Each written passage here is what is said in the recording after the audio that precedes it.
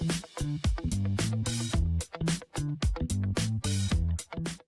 morning, everyone. Welcome.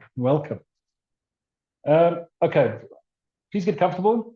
The next hour is going to be one of the most practically useful sessions you'll probably attend this year.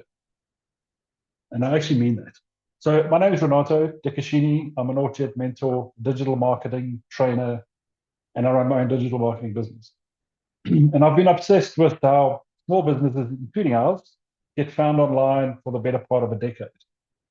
I've worked with business owners across dozens of industries, from tradespeople to professional services to retail. And I can tell you with complete confidence, the rules have changed. Not a subtle or gradual way. It is a very sharp, sudden, seismic way. And most people haven't noticed this.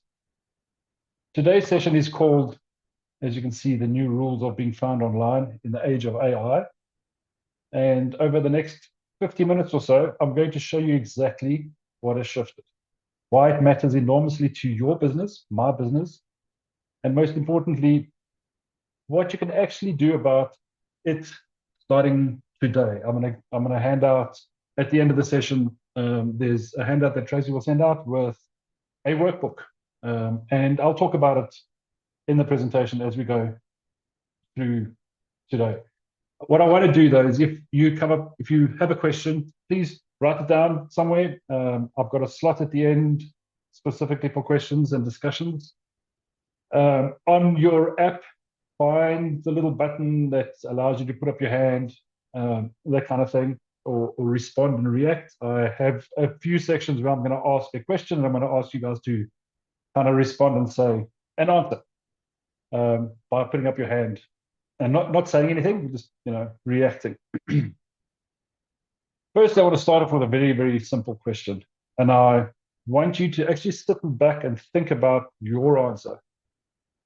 Not the answer you think I want to hear, but the honest, genuine answer. When was the last time you opened Google and typed in a question? Maybe it was this morning, maybe it was yesterday. Fine. Now here's the second question. When was the last time you asked ChatGPT or any AI something? Or saw one of those big AI answer blocks at the top of Google before all the links? There's a little section you can go and expand on, and there's a citation. Or when was the last time you said, "Hey Siri" or "Hey Google," looking for a recommendation? Take a second, think about your own behavior over the last 7 days. So here's the fascinating thing. Most of us, myself included, are doing both every day, regularly, once a week. We're still using Google to do things and ask questions and find things, but we're also increasingly using and asking AI.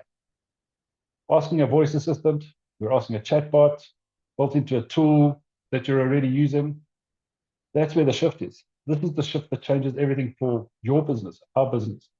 Your customers are doing exactly the same thing. Think about this for a moment.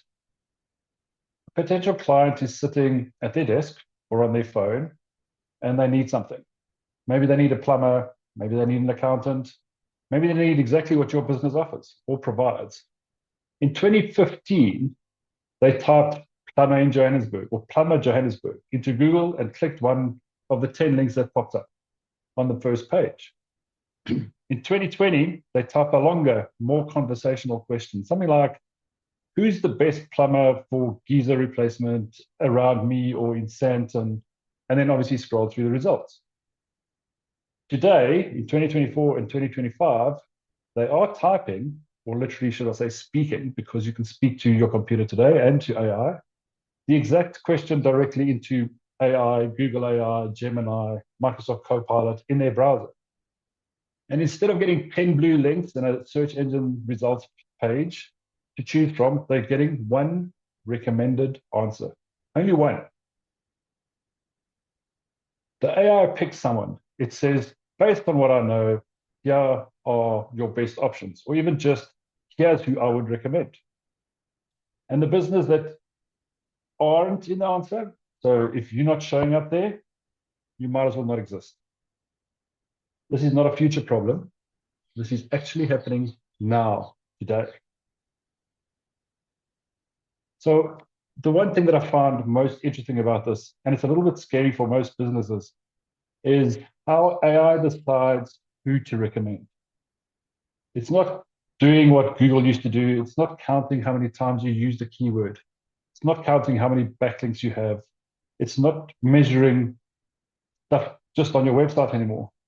It's asking a completely different question. It's asking, does the business have genuine authority?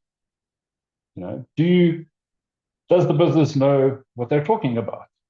Can I trust them enough to recommend them to someone for help? That's a fundamentally different standard, completely different to what we used to. And it means, fundamentally, a completely different strategy has to be implemented for us to be found as businesses today. So that strategy is called Generative Engine Optimization, GEO. You'll probably hear me say GEO more often than Generative Optimization. And for the next 15 minutes, I'm going to try and teach you, and you're going to try to hopefully learn about it in enough detail to start implementing these changes in this next week. GEO is not complicated. It doesn't require a developer, so don't worry, you're not going to go and write code, and I'm going to keep iterating that. It doesn't require a big budget either. But it does require two things. One of them is understanding the new rules and being intentional about you being intentional about how you present your business online. Before we get into the content, I want to take the temperature of the Zoom. This is one of my first questions. This is going to shape how I pitch this. If you guys can put up your hands or hit that little hand thumbs up, be honest, this is a safe space. How many of you use ChatGPT or Gemini or Copilot or any kind of AI assistant in this last week, or anything at all? Work, personal, curiosity?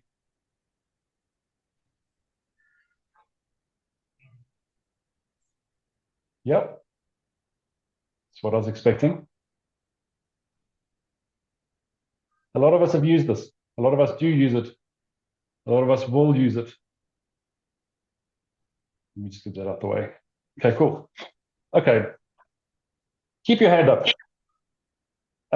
If you've ever used it to research a service or look for a business recommendation, like what's a good pizza place near me? Who do I call for, I don't know, a faulty electrical socket at home? Has anybody done that recently? Okay, so now the last question. Keep your hand up if you've ever checked whether your business comes up when you ask AI about your industry. So normally this is where a lot of hands drop off. So the gap between how many of you are using AI to find things and how many of you know whether your business shows up in AI responses, this is the gap we're going to talk about today, and I'm going to show you how to fix it. Let's get into it. So this is what we're going to cover today before we dive in. Because I want you to have a mental map of the journey from beginning to end, so you can kind of know where we're going, and every step of the way makes more sense. We've got 4 sections, simple, but don't let the simplicity fool you. Every one of these sections is going to be a challenge. Something you probably thought you knew about getting found online. So section 1 is called the shift. This is our foundation. This is where we'll start working in your first week. We're going to spend about 10 minutes here. The goal is simple. I want you to make sure that we're all starting on the same place, the same honest place, not a polished theoretical place, an honest one. So the truth about the hard truth I'm going to share today in this section is most of us here, small business owners, and I say this with complete respect because I've worked with hundreds of you, and are still optimizing their digital presence for a world that is changing faster than we realize. The strategies that you currently use for SEO worked brilliantly 2018 to 2020, and even in 2022, they are being disrupted today. Not destroyed entirely, but disrupted significantly.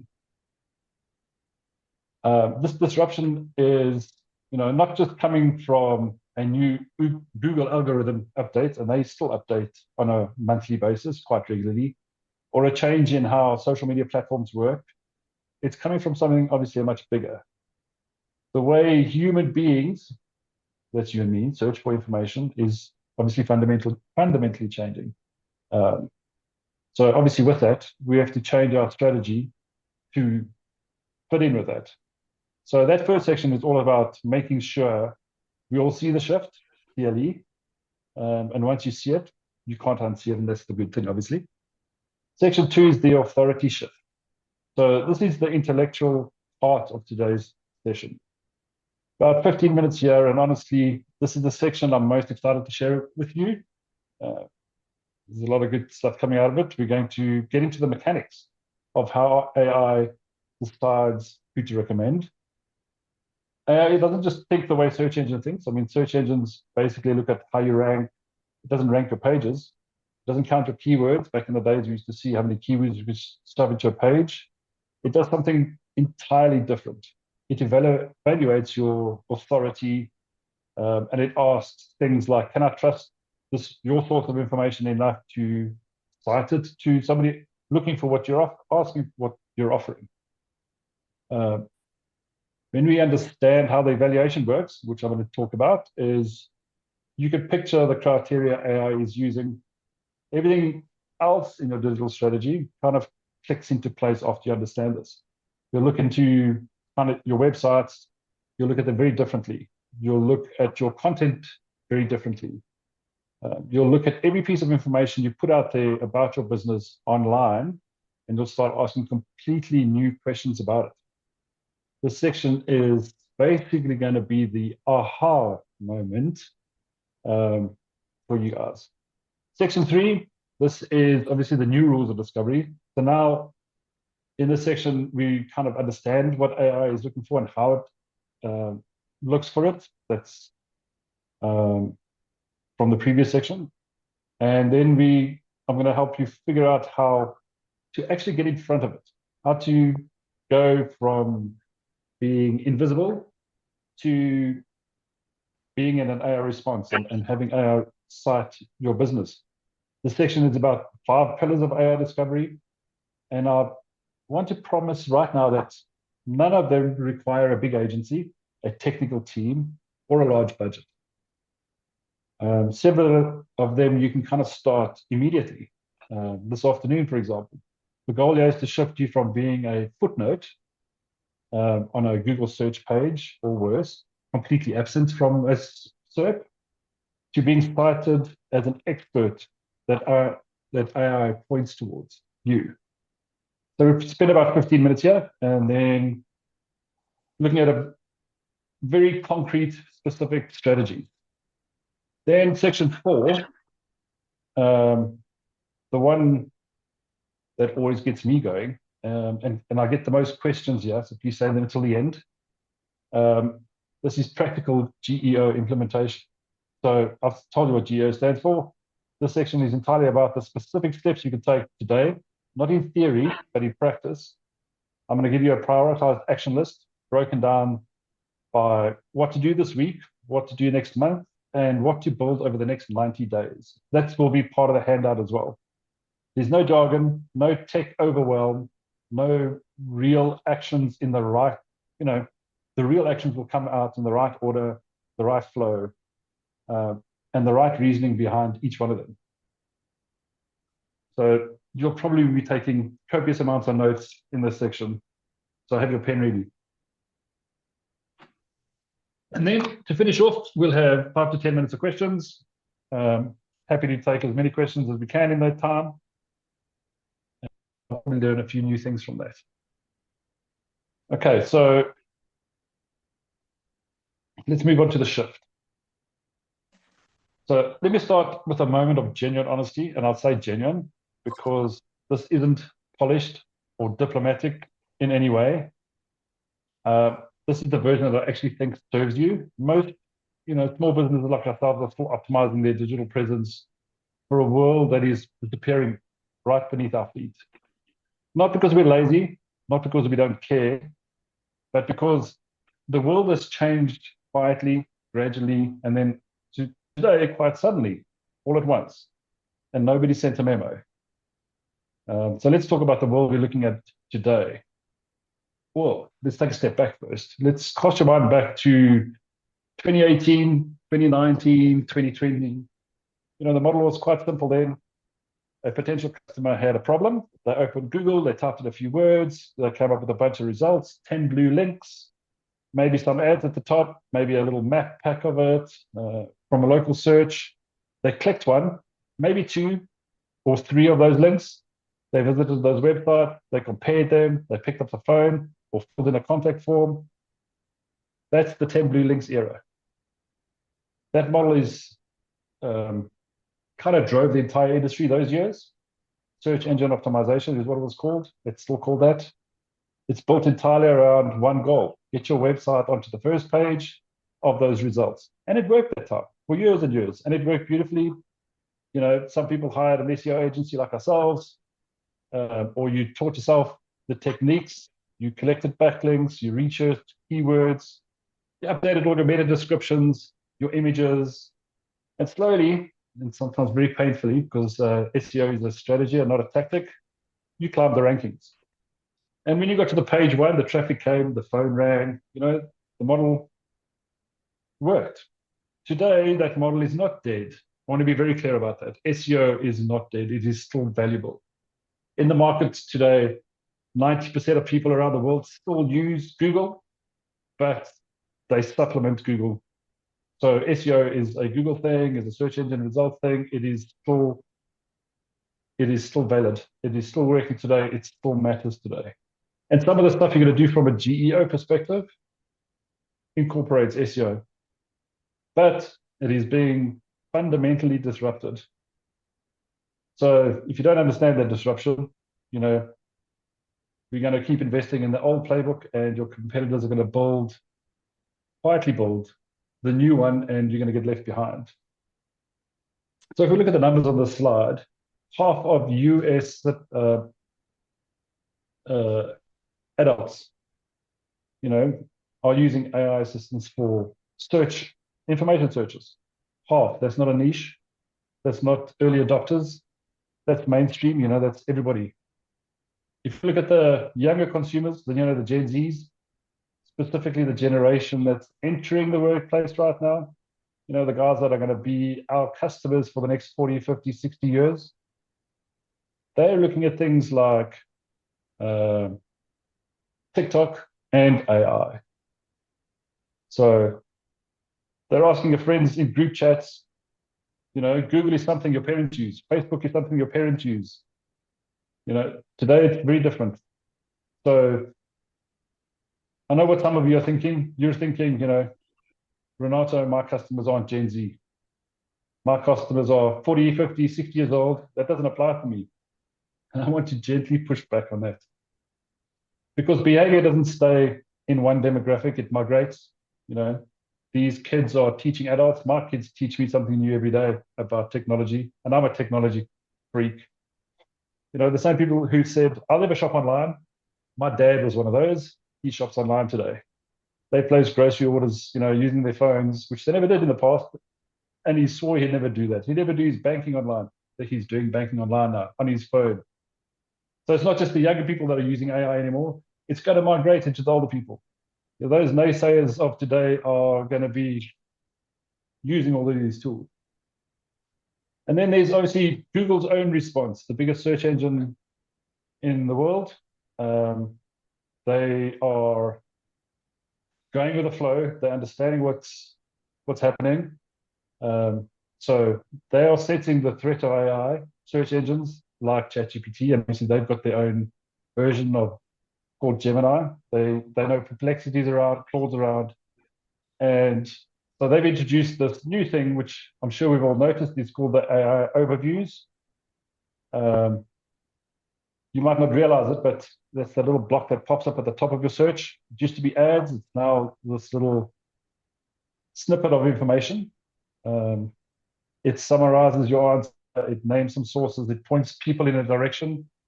And then if you're satisfied with what you read, you never scroll past it. So the 10 million links is kind of hidden away now. If your business is mentioned and cited in this overview block, that is extraordinary today. So don't know why you're on this call today or why you're joining the Zoom discussion, because you've basically done everything that I'm going to talk about today. You've essentially skipped the queue. So you've basically been handed the microphone before anyone else gets to speak. You're ranking number 3 in the traditional results. That never gets you much further, but you're way ahead of most. And right now, roughly 1 in 4 Google searches triggers an AI overview, and that number's growing every single quarter. So what gets really important for everyone today is the critical insight. The one I want you to write down, if you write down anything else today, is this. The question your business needs to answer is no longer how do I rank on one page. The question is, how do I get AI to mention me? Those are profoundly different questions compared to 2018, 2019, 2020, and they obviously require completely different strategies, different content, different thinking about your digital presence, and even the way you publish things online. And that brings us again back to GEO, the discipline of making your business visible, creditable, and citable. The citable citation or that answer that Google gives you today at the top of a search. So before we move on, I want a quick show of hands again. Let me just get my screen up so I can see this. Has anyone ever, noticed those AI overview boxes in search at the top of Google recently? That big block of text with all the links and the little expand. Put your hand up. Yeah, good. Like to see that. So yes, the next interesting kind of question. When I saw that AI answer, did you click through to any of the other websites it mentioned, or did you just read the summary and move on?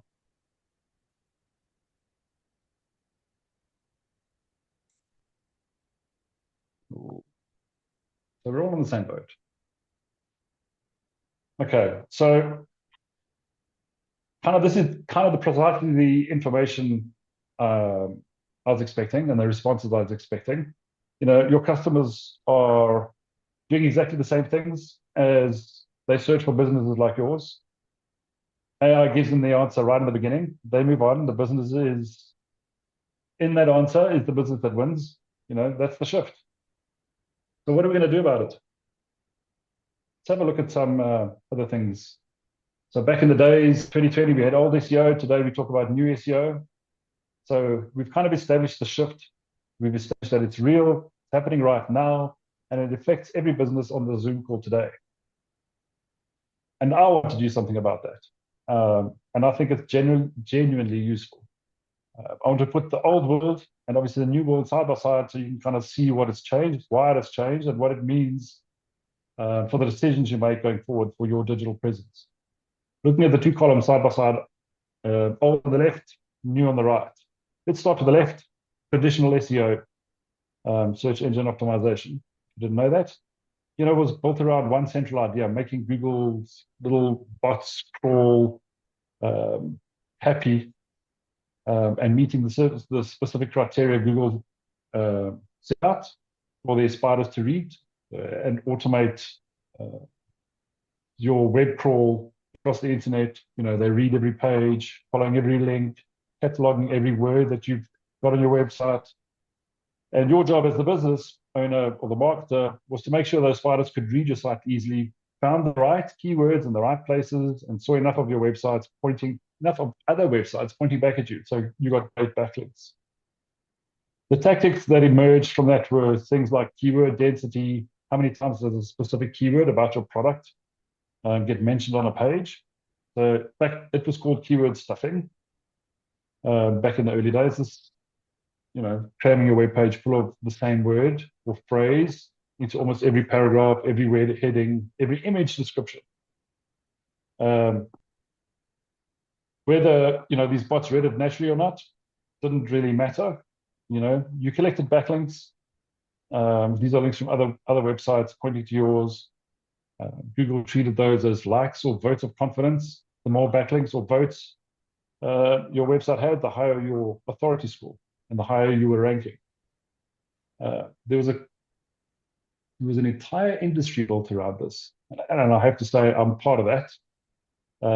And we were built around gaming on these signals. People hired people like us to build backlinks. We paid for guest posts. We got customers to pay for guest posts. We paid people for guest posts to write all kinds of content for us. People created entire content farms where they were paid to create and produce thousands of low-quality articles, all linking back to our client sites. And honestly, for a long time, it worked. Not beautifully, not elegantly, it worked. If you played the game or hired somebody who did it, you climbed the rankings, you got to the page one, the traffic came. But here's what I want you to notice about the whole system. It was never really about helping the person searching for what they were searching for, the services. It was about satisfying an algorithm, Google's algorithm. The content wasn't written by humans. It was written so that it wasn't written for humans, should I say. Let me rephrase. It was written for spiders, for these Google bots to go and see, where the backlinks are, where they came from, did they earn the value of the website they came from, etc. So there's, it wasn't written for your customers.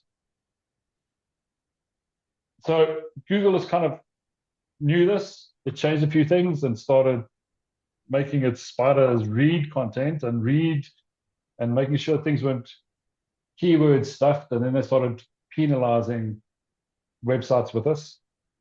And we had to tweak the game a little bit. Today, it's a very different game. So GEO is a completely different world. Now, instead of spiders looking at your website, you've got AI models looking at them. Whether you're talking to ChatGPT, Google, Gemini, Perplexity, Copilot, or any of the others out there, they don't quite work like search engines. They don't work like search engine spiders. That's not what they do. They don't crawl your keywords. They don't count your backlinks in the same way. They were trained on vast amounts of human knowledge, human writing, human expertise. And when someone asks them a question, they kind of synthesize the answer. So the question, they are effectively asking, and I've said this a few times, and I'm going to say it a few times again, is generally about your content. Is it completely different? It does not kind of have the keyword in the title? Is the source genuinely trustworthy? That's the big thing. Does the business actually know what it's talking about? Have you got experience? Is it specific and credible enough for me to cite as an answer to someone who needs help? So when you ask for help on AI, does it trust you? So this is a fundamentally different evaluation, and it produces fundamentally different requirements. So instead of keyword stuffing today, you need to have factual accuracy, you need to be specific, and your data needs to be verifiable. So instead of manufacturing backlinks today, you need genuine citation signals. So we mentioned credible external websites, industry publications that reference you. Has a journalist ever quoted you? This is what they look for. Instead of chasing a ranking in the list of 10, today you need to be cited directly inside an AI response. Not linked to, not ranked, cited.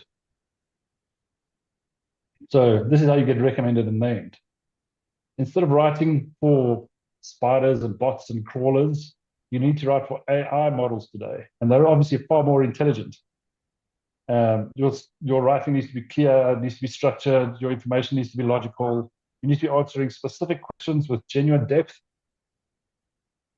So instead of chasing a generic domain authority score today, you need topical authority. Deep, comprehensive, expertise on a focused set of subjects relating to your business. So if you look at the output difference between this is the one that really lands with most people. Old SEO delivers the ranking, which we all kind of knew, and that's what we all chased. You number 4 on page 1, you're one of 10 options, the first 10 blue links. The person searching still has to choose one of the 10 links. They still have to click, compare, evaluate, decide, look at your website. GEO does this completely differently. GEO delivers a citation. The citation is a little bit about you, your company, and answering the question the user asked. So the AI kind of says either explicitly or implicitly, this is the business you should consider when answering a question. The recommendation happens before the person even visited your website. The trust is already partially established because AI is looking for specific things. At this point, the decision is already leaning in your direction if you're doing it right. But you've said a word, and you haven't even said a word directly to the customer. The old SEO was be on the first page, new GEO, be the answer. So have your facts right.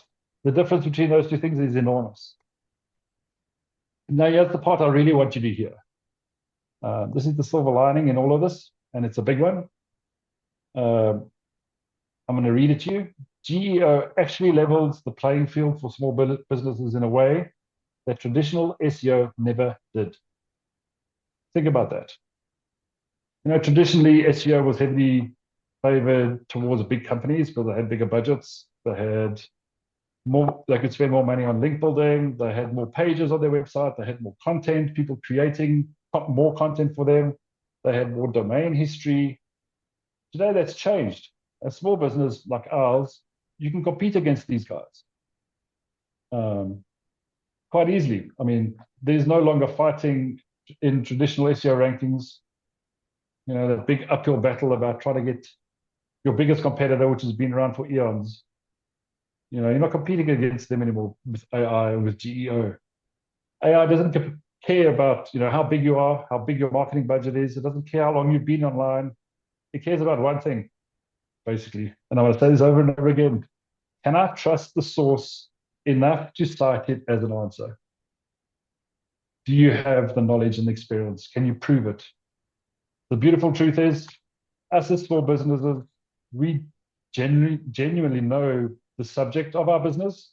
We understand it, and we can write clearly and specifically about what our business does.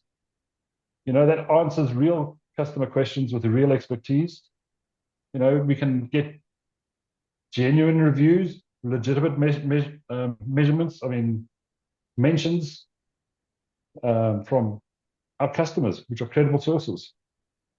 So we can, as small businesses, genuinely outperform these large, giant corporates with just doing something right, instead of publishing the generic stuff that you can find on most corporate websites. Back in the day when AI first arrived, I thought this was fantastic. I decided to, you know, I don't have to hire a content creator now to write a piece of content for me. I'm trying to illustrate how corporates kind of work. So I asked it a question, it produced a piece of content for me, and I read it through, and I was like, made a couple of tweaks, and I thought, this is fantastic, I'm publishing it. Put it on our website, you know, followed how many people came, where they came from, how many times the page was read, etc. And then I took the full content of the website and I shoved it into a Google search. And I found hundreds of other websites that had exactly the same content. Very generic. So a lot of corporates have very generic content. Us as small businesses, you know, we can dig deep, we understand from a day-to-day perspective what we do, how we do it.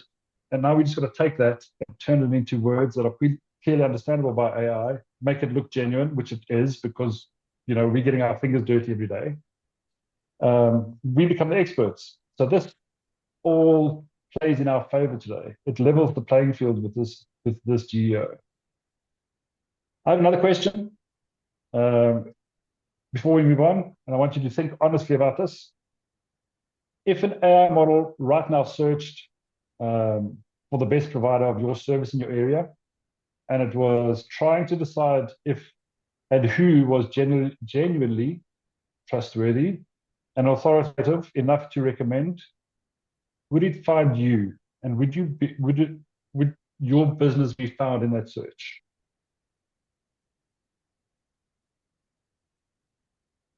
So let me elaborate. Would it find specific verifiable facts on your website?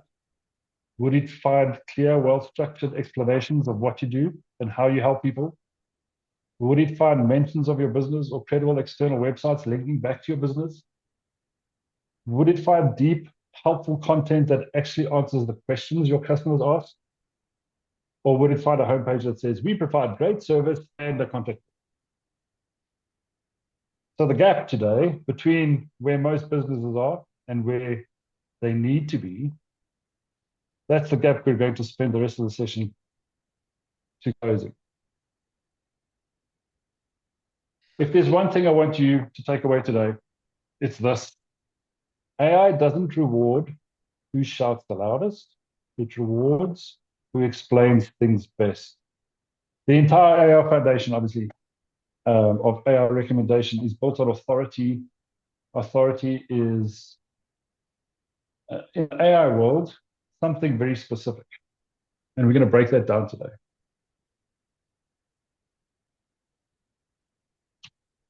So this is how AI models decide who to recommend. This is where we get into the mechanics. And I want to reassure you up front, this is not going to be a technical lecture. You don't need to understand how AI works. You don't need to code. You just need to understand the logic it follows and how it decides who to recommend. Once you understand the logic, you can work with it. And it's quite simple. Put it into those four boxes. So let's answer the question that's probably been forming in your mind since we started. How exactly does AI models like ChatGPT, like Gemini, Perplexity, actually decide who to recommend? It's not random. No, not at all. It's not who pays the most money. I've already explained that. It's not advertising. It's a completely separate system entirely. It's not the biggest company, not necessarily. It's kind of whoever has the most. It's not the most, company who has the most followers on social media. The honest answer is it's a combination of four factors that you see on your screen today. Four things that AI systems look for when they're evaluating what source or your business is credible enough to recommend someone asking for help. So let's go through each one of those. So the first factor is factual accuracy. AI models are trained on enormous amounts of human knowledge, academic papers, research articles, etc., encyclopedias. And through that training, they have developed a very strong preference. You could almost call this the taste, if you like, for content that is specific, verifiable, and grounded in real information, not bloated, empty gump that most of us produce today. When an AI reads your website, and yes, they do read your website, they remember what they've read. It's got a brain, it's got a knowledge base. It is, in effect, making a judgment about how trustworthy, how citable your content is. And it's the single fastest way to fall short on this, if your standard is vague. Let me give you an example. Imagine two plumbing businesses in Johannesburg.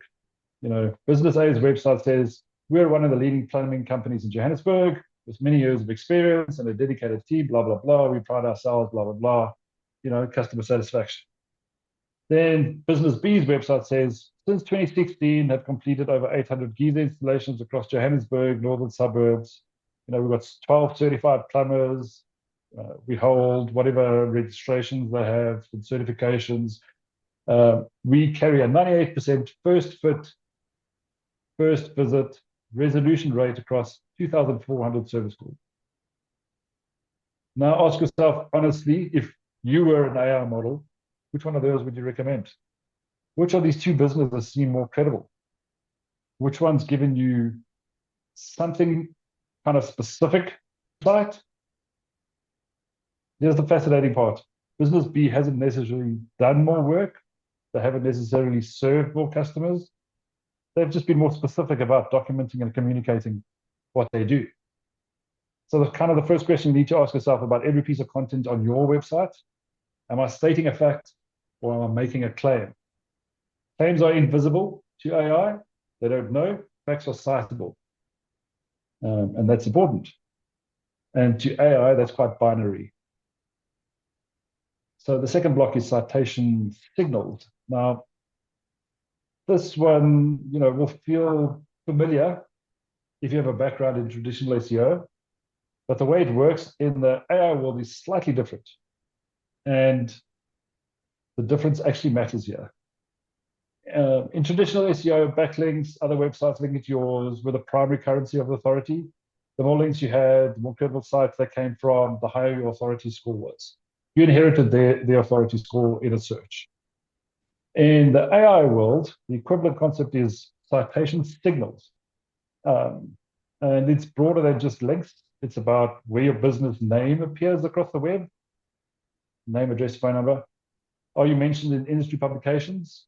Have you ever been quoted in a news article? Do you have a complete, verifiable profile on credible business directories? Google Business is one of them. Are you referenced on professional association websites relating to your business or the industry you're in? Has a local business production ever written about you? Each of these instances is, in effect, another source saying, this business exists. It does what it says it does, and it's worth acknowledging. The AI models obviously have consumed vast amounts of knowledge on the web and content, in their training. They treat these as legitimate signals. So this is part of the work you're going to have to do. Think of it this way. If you ask 100 people on the street, who's the best accountant in the northern suburbs, and 40 of them named the same firm, you trust that name, right? You'd believe those 40 references. AI kind of works similarly. The more places your name appears on in credible context, the more confident AI will become, recommending you. The practical implication, getting mentioned on other websites isn't just about SEO anymore. It's about feeding AI's understanding of who you are and why you matter. And we'll talk specifically about how to earn these mentions in the next section. The third factor, which is structured content. This is quite huge, and I mean really big, especially for us small businesses, because this is an area where we genuinely compete with and beat much larger businesses. In just a few hours, and a bit of focused work, we can create fantastically structured content. And AI models love this. They love the clarity. They love the content when it says, here's a question, here's an answer, FAQs. The reason is actually quite elegant. AI is essentially in the business of answering questions, as we've all noticed and as we all use them. When you structure your content as questions and answers, you're speaking, to AI's language. You're handing exactly what it needs and the format it needs to pull it out and produce it as a citable response to somebody that's looking for you or your services or trying to fix a problem that you offer services around. So customers, how do they actually find you? They don't type plumbing anymore into a search engine. They type, they say today, things like, how much does it cost to replace a geyser in Johannesburg? What's the difference between a solar geyser and a heat pump? How long does a geyser installation take? Do I need a certified plumber to install a geyser in South Africa? Those are all real questions with real answers. And if you're a plumber and you answer those questions on your website clearly, completely, and in a plain language, you become a citation candidate for every single person who asks that question of an AI. Your FAQ page, if you have one, is not a tick box or a box ticking exercise anymore. It's one of the most powerful GEO assets. A well-built FAQ page that answers real questions in clear, specific language is more than 10,000 words in a generic marketing copy. The same goes for how-to guides, step-by-step processes, step-by-step explanations, what to expect when you hire us, content. All of this is structured, question answering content. AI loves this. Use it. AI will cite this and recommend you if you're doing this right.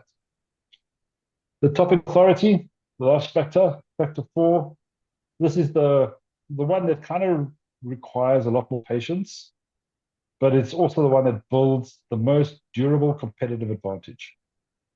Topical authority means, in the eyes of AI, do you own a subject, your business, and what your business offers? Are you the go-to source on a specific topic? Or are you a generalist who's a little bit of content with a little bit of knowledge about a lot of different things? So here's the pattern. AI looks for, imagine 2 websites again. Website A has 200 blog posts on random topics, some about the industry, some about general business advice, some about random things they thought might get traffic. No coherent thread, no depth on any single subject. So a lot of information about nothing. Website B has about 15 pieces of content, so a tenth of what website A has. But every single one of those topics has the same core topic, is talking about their specific niche, is talking about their specific service area, their specific customer problems. And each piece goes kind of deep enough and in depth that makes you trust it, makes AI trust them. It's complete, it's comprehensive, it's got a lot of knowledge and experience about those topics and about their business. Which website do you think AI is going to trust as an authority on the topic? My thing is, I think website B every time, because AI has learned that, just as humans learn, just as you and I learn, the genuine expertise looks like depth, not breadth. The practical takeaway is, don't try to write about everything.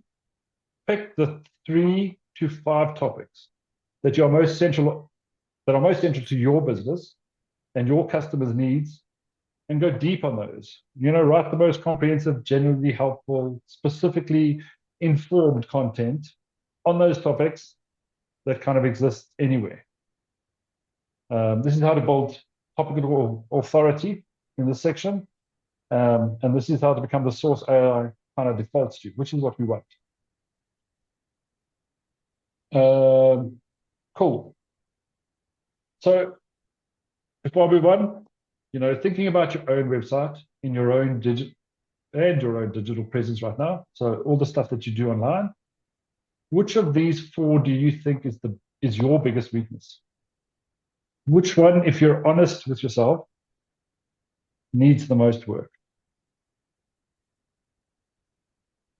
So I'm going to move on to the next slide, and we're going to start talking about how we do this.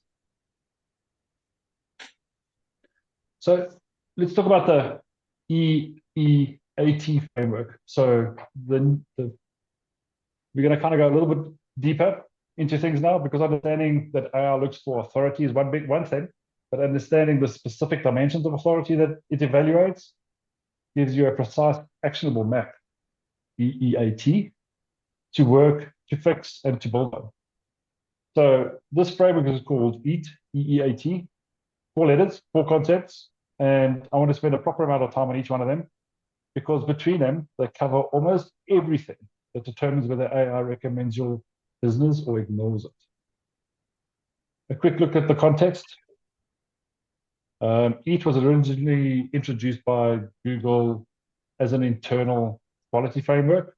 So they ran this internally. It was a set of criteria that human quality raters used to evaluate whether a web page deserved to rank highly.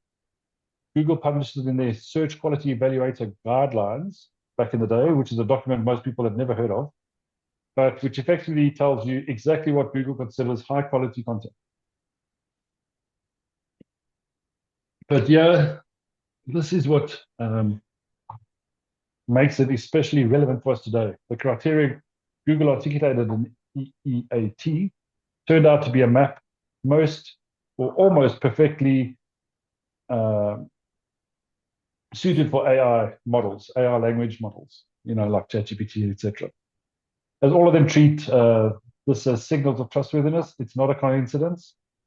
These systems were built by people thinking deeply about, the same fundamental question: what makes a source credible enough to recommend? And each gives us that answer. Let's go through each letter. So the first E, is experience. This is actually the most recently added letter to the framework. Google added it right about the late 2022s, and its addition tells you something really important about the direction of travel in AI evaluation. Experience means, has the person or business creating the content actually done the thing they're writing about? Have you lived it? Have you got the calluses to prove it? So experience. And I want to be honest, this distinction matters enormously. It's about a bit of a rebuke to the content marketing world of the last kind of decade. Their advice was essentially write about things that gets traffic, regardless of whether you actually know it or not. The approach produced oceans of generic, back to my little telling AI to write me a Google relevant blog, for my website, and then finding tens of thousands of other people have written exactly the same thing. Tons of information was created by content creators, and today AI has learned to kind of recognize it and distrust it. What AI, or should I say, and Google, increasingly prefer is what you might call earned knowledge. Content that you could have, been written by someone who has genuinely done the work, not an outsourced content creator or content or copywriter. What does that look like in practice in your business? It means talking about real projects. It means referencing actual client situations, not anonymized content where necessary, but actual real information. It means saying, in our experience, installing over 800 geysers in Johannesburg, rather than kind of generally speaking about geyser installations. This can vary. It means writing in a voice that carries your specific textured detail that only comes from having actually done something hundreds of times over and over. The test I want you to apply to this first E is, could your content have been written by someone who just had a few articles on this topic? Have they had experience on a few articles? If yes, it fails the experience test. The content that wins, in this scenario, is the content that you as the business owner, you as the person that runs around getting your hands dirty and has the day-to-day experience, can write the article. This knowledge, this experience comes from you as the human being, as the company owner, as the person doing all the work. You understand how to solve real client problems. This is where your experience comes in. Your years of experience are not just a marketing line, they are GEO. It's an asset in GEO. So you're going to have to start getting your fingers dirty. Sure, I'm running out of time here. Expertise. So this is about what you've done. Experience is about, you've been there, done that. And you can prove it. I think I'm going to have to start flying a little bit, yeah. The third letter is authoritativeness. This is the one that kind of trips people up the most, because it's the one you can't build entirely on your own. It's not about what you say about yourself. It's not about what you say about others. It's not about what others say about you. It's an external evaluation dimension of it. And the uncomfortable truth about it, no matter how brilliantly written your website is, no matter how impressive your credentials are or your credentials page is, no matter how specific and factual your content is, nobody else on the internet has ever mentioned your business. AI has limited basis for treating you as an authority. So you need to go out there and find people to write about your business and link back to it. The fourth letter is trustworthiness. Obviously, this is the foundation. This is the floor. This is non-negotiable. This is the baseline that everything else is on top of. And the reason I call it table stakes is that without trustworthiness, nothing else in EEAT matters, because AI won't recommend a source that it hasn't, it has a reason to doubt, regardless of how experienced or expert or authoritative you may be. I'm going to go to the next slide. So, um, so what we're going to be looking at is 5 AI systems. This isn't just, I've listed ChatGPT, Google AI, Perplexity, Bing, Claude. These AI overviews, these guys show up in search results. There's Perplexity, which has grown dramatically and is especially popular among research-oriented users. There's Microsoft Copilot Bing. I find this very Microsoft-centric, although it doesn't really know its products itself. And then there's Claude from Anthropic, which is a really good system. It's coming in leaps and bounds. These are the guys that you're going to have to kind of meet up with and be discovered in. So the pillars of discovery. So I'm going to fly through this. I know we're running out of time. So does your content answer a real question? So anybody goes into AI, you've done this. Type in your question, your problem, and how you want to resolve it, and if there's a way to resolve it. Does your content answer real questions? Have you got a Google business footprint? Do you have that? You need to claim it. Are you being mentioned by others? Do you build topical depth? And do you use structured data?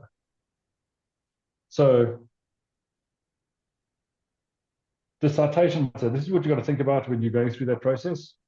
What is weak content? What is citable content? So I want you to kind of, I haven't got time to pause for a moment here as we transition to the practical implementation. I'm going to fly through that. I'm going to share that with you later. We've been through the 4 factors of EAT. We've been through the 5 pillars. How it all converges into a single fundamental change in how you think about your content. So these are not tactical. This is not a checklist we're going to go through. It's not a filter. It's a lens that we, would a journalist use you as a source? Would a professor cite you as in an academic paper?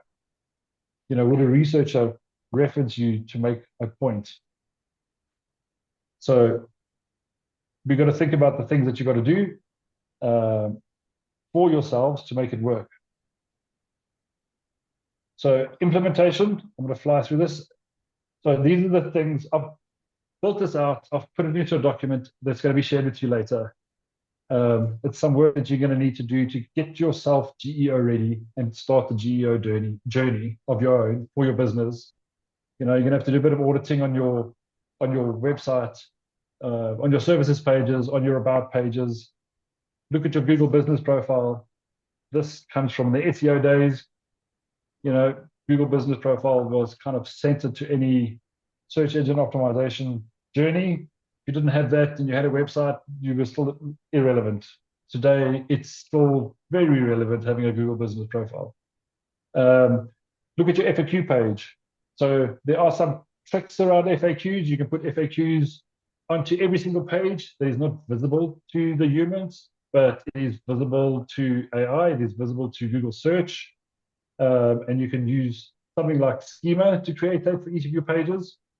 And then your NAP, which is name, address, phone number, consistency. All the platforms that you use for backlinks need to have that consistency. So business, groups, Google business, Yellow Pages as an example, Amazon search, Bing, webmaster tools, all these things, everything must be consistent. The same business name, the same phone number, the same website address. Those are your quick wins for week 1. So the way I've laid this out is week 1, these are the quick wins. Month 1, this is how you're going to build lasting authority. And then what is your strategy over the next 90 days? I know we've run out of time. Can we continue? Does anybody need to leave? Renato, please continue, and whoever needs to leave now can just log off. Okay. Sorry about this, guys. It's going a lot longer than I expected. So I will kind of slow down a bit. I think we've got 5 or 6 more slides. I'm going to fly through 1 or 2 of them. I'm going to dig into a couple of them. So I think I'm going to take a step back. So on this page, these are the things you can kind of do today, this afternoon, to start your GEO journey. The next thing is, like, in the first month, this is how you build lasting authority. So once you've completed your week one actions, your website is speaking in facts instead of claims. Your Google business profile is properly filled out and active. You have FAQ pages, and you're answering live customer questions. And, that's all done. You have a solid foundation now, more solid, honestly, than most small businesses around you, most of your competitors. And you need that foundation. It's very important. It's a great starting point. This is not a destination. Week one gets you ready. Month one is where you start building the structure of that AI likes to actually cite. Again, there's 4 actions on the slide. They are more substantial than week one. There's a lot more work to do. It's going to take a lot more time, a lot more effort. But these actions are and can and will build what I call lasting authority. The kind of digital presence that doesn't just get you mentioned once, but it compounds over time. Every piece of content you publish, every directory listing you complete, every external mention you earn, it accumulates, it builds, and unlike paid advertising, which costs money, that kind of stops when the money runs out. The authority signals you build in month one continue working for your business indefinitely. So I'm going to go through each one in a little bit of detail. So the first action is write pillar content. This is something I need to give it the weight it deserves, because I think writing a long article can sound like a minor addition to your to-do list. It is not. Your pillar content piece is potentially the single most valuable page on your entire website from a GEO perspective. Done well, it's the page that AI cites most often. It's the page that establishes your topical authority. It is the hub for all your future content, and it always links back to it. So it is in many ways the centerpiece of your entire GEO strategy. So what exactly is pillar content? It's a comprehensive, authoritative, deeply helpful guide on the single most important topic in your field, the topic that your ideal customer mostly needs to understand before they can decide to hire you. It's not a blog post, absolutely not. It's not a sales page either. It doesn't have call to actions. It's the most complete, genuinely useful resource on the subject that exists in anywhere online on your digital footprint. It's kind of written from the perspective of a real expert, which is us, who's actually done that work. The title structure obviously matters, not for creative reasons, but for GEO reasons. The most effective pillar content titles follow a specific format. The complete guide to your core service is a great title in your location, or something along the lines of like everything you need to know about your topic in your area. Hi, sorry, we have somebody, Renato. Can we just tell whoever is unmuted to mute, please? How do I do that? Can we not see it? Sure. Yeah. But it getting better. Who is flashing an icon? Okay, go on. Okay, cool. Where was I? Talking about the title and the title structure. So I think the complete guide to your core service in Johannesburg, plumbers installing geysers, or electricians installing solar panels in Johannesburg, kind of thing. Why do I say this is important? Because someone always asks AI, what's the best guide to wedding photography in Johannesburg? What's the best plumber to use to install my water tank because we're having problems with city power, Johannesburg water. These are real things. These are the real things people ask to resolve their issues. They ask very specific questions. And obviously specificity in AI earns the citations all the time, every time. So And a practical kind of approach to structuring it, start with the most important question your customer has. How do I, or what, how do I fix? And then answer it immediately in the same title. Also in the first 2 paragraphs, answer the question. Don't make them scroll all the way down to the bottom of the page to the last 1,500 words on how, that's where the answer is. Let them answer the question immediately, like in the first 2 paragraphs, in the pitch, in the title of the content as well. So let's move on to schema markup. I kind of mentioned this previously. This is generally a webmaster's task. It can be quite technical, but in the document I'm sharing, there is some very non-technical tools you can use to kind of create. And if you're using AI, after today, it can absolutely help you build a schema markup. You can go into AI and ask it to build schema.org markup for my website and explain to it what it is. This is my business name, this is my address, this is my phone number. And if from that pillar content you've just created, there's already a question and an answer you've answered, you can put that into there as well. It'll pop out the schema for your website, and you can go and test it. There's tools that I've put in the document, the handout, that will test and check that your schema that you've got or the AI has created for you will work. Normally that'll go into the head of your website, or you can download tools like Yoast SEO. Again, it's in the document to implement this SEO, this schema.org markup onto your website. You can do it yourself. There is an easy way through Yoast, Rank Math. Those are free tools on WordPress. Or you can ask, your developer to help you out there. Then 5 key directories. List yourself on 5 key directories. So directories are business pages. We probably all listed on ORT's website in some form or fashion. Back in the days when those little revolving numbered telephones used to sit on desks and ring, and we used to get 2 books delivered to us. One was the Yellow Pages, one was the White Pages.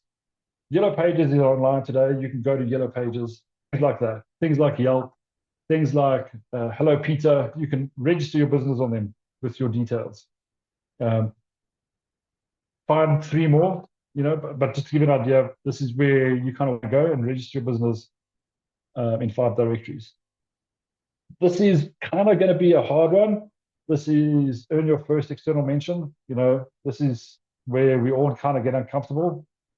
So let's give you some practical guidance here rather than worry about the discomfort. This comes from 1 or 2 places. Self-promotion. We don't like to talk about ourselves.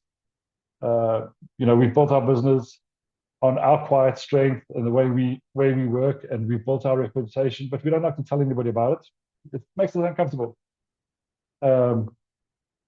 So self-promotion, what you've actually done when you reach out to share your expertise is offering something of genuine value to someone who needs it.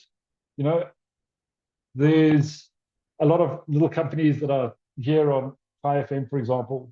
There's many journalists out there that write about small businesses. These newspapers that everybody gets dropped in their home mailboxes every once a month. Reach out to these guys and tell them you want to talk about your business. This is how you get, published, if you like. This is one of many ways, or 2 of many ways that you can actually do this.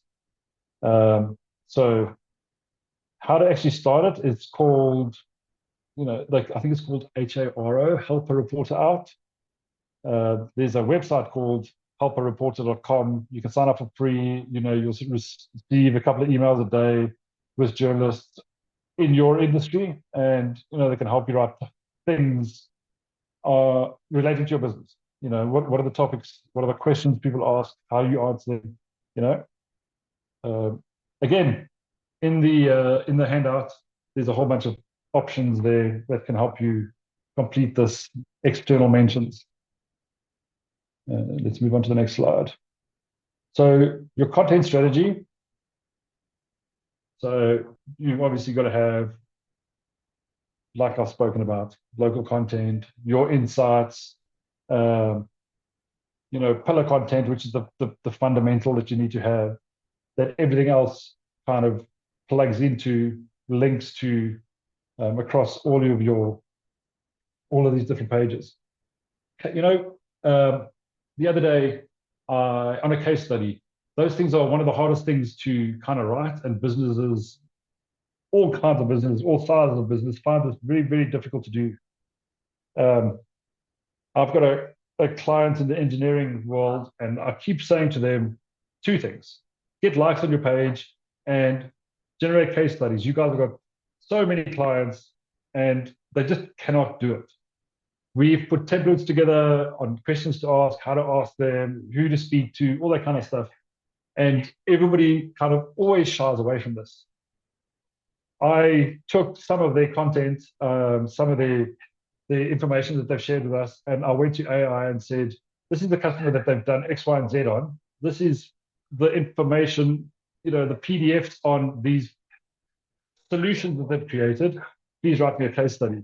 It literally took us 15 minutes, and we had a fully written out case study, which I've shared with them. They've taken it to the client has approved it. So you can create your own case studies. It's easy. You don't, once you've written it, send it to your client and say, hey, I want to publish this on my website. Are you happy with the content? 9 times out of 10, they're going to come back to you and say, sweet, I want to read it a bit more, but I'll come back to you. You will generally get an approval. It's easy. You don't have to sit through mountains of questions and spend hours with clients asking the hard questions. AI can do it for you. Take advantage of it. The FAQ page, what people are asking, what problems you're solving. Create an FAQ page, even if this has got like 5 questions on it. And if you can take those 5 questions and answers and add it to your schema, every page will have the same questions and answers on it. AI loves that stuff. I'm not going to dig into anything else. You've kind of done most of this. We've spoken about all of this, local set content, how you do it in Joburg. Be around about, most blogs are generally 350 to 500 words, stick to about 800. If you're going to post something big on LinkedIn and that links back to your website, LinkedIn articles are generally about 2,000 words. The same as your pillar content. You can have more than one pillar content. How-to guide, how you do this, step by step, very, very helpful for GEO. I want to jump onto the 90-day roadmap. Again, days 1 to 7 we've covered. The first 30 days is kind of covered. This is all in the handout, so you don't have to take too many notes right now. I'm rushing through things because we run out of time. I know people have other lives. So days 1 to 7 is your foundation. Days 8 to 30 is where you build authority, then expand your reach, and then compound your growth. This is 3 months worth of work that will last you a long time. Once you've gone through this strategy, as I said in the beginning, SEO is a strategy, GEO is just as much of a strategy.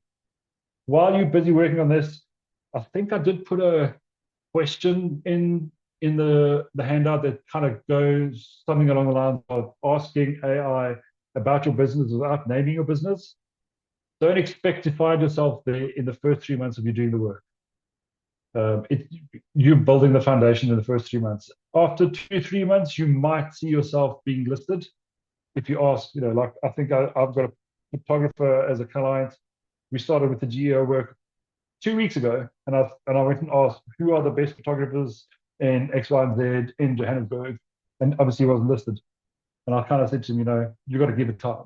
Like SEO, the first 6 months is the biggest chunk of work. GEO is the first 2 to 3 months is the biggest chunk of work before, an AI agent will find you. So don't be disheartened by the amount of work you got to do in the first few months and nothing to show for it straight away. Things to avoid while you're working on GEO. I think kind of speaks for itself. So in the workbook, I have, some of us are not copywriters. Some of us, we can't design pictures very nicely, or images, or something nice and flashy, or a catch slogan. We're not very good at that stuff. So we always run to AI, which is not a bad thing. But back to my story right in the beginning, I said I created a blog. I asked AI to create a blog, put it on our website, copied the whole blog into Google. There were 10,000 of them exactly written with the same words, same layout across the world.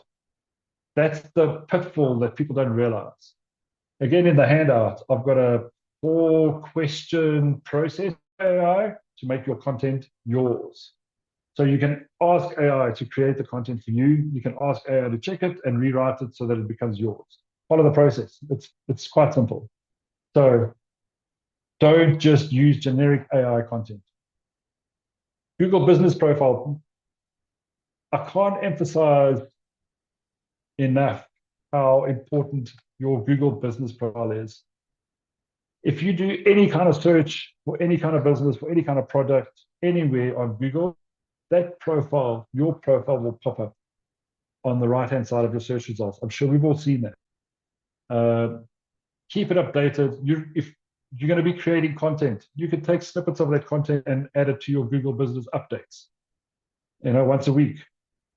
Google sees that as you're busy. Google shares that with Gemini. Gemini obviously has its own LLM model, and other AIs talk to each other. We don't know this, but this happens.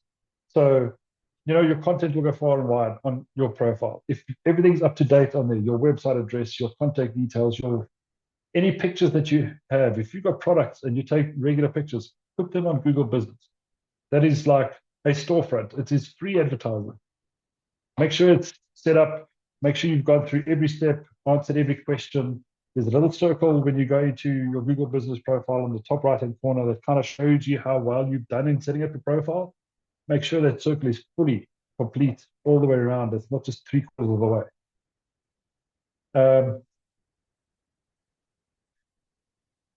The breadth. So you don't need to publish like 150 blogs. You don't need to probably even do 50. You need one great pillar piece, the 2,000-word pillar piece, and then a small cluster of supporting content around that. So, I mean, you could take the 2,000-word piece of content and you can reuse it all over the place on your website, on Google Business. You can use it to create content on social media. It all comes back to the one, the center pillar 2,000-word piece of content. Focus on that. It's very important. Facts over claims. Number 4. Don't be vague. If you can create a case study that a customer will sign off on, those are facts. Claim them. Use them. AI will read that. If you reference in your 2,000-word centerpiece that you've done this, and there's a case study to back it up, you're ticking the GEO box. You're becoming its best friend. So the last thing, GEO is early. So if you start working on it now, you're giving yourself a massive advantage. Most of your competitors probably haven't even heard of GEO yet. They're still focusing on SEO. So this window for early movers is open, but it's not going to stay open forever. Let's move. That's it, actually. Any questions?